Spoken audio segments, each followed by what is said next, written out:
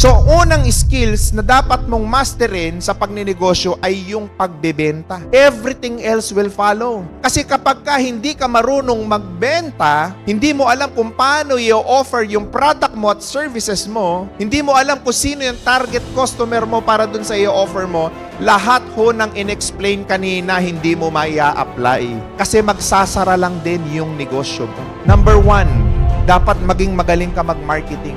Kasi ang sales po, iba sa marketing. Ang marketing po, sa layman's term, pagpapakilala ng produkto, negosyo na ino-offer mo.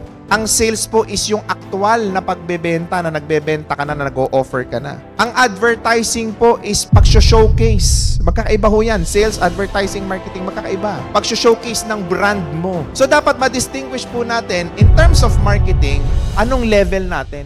Kasi marami ho sa inyo, gusto ninyong kumita, gusto ninyong umasenso, pero takot kayong gumastos pagdating sa marketing.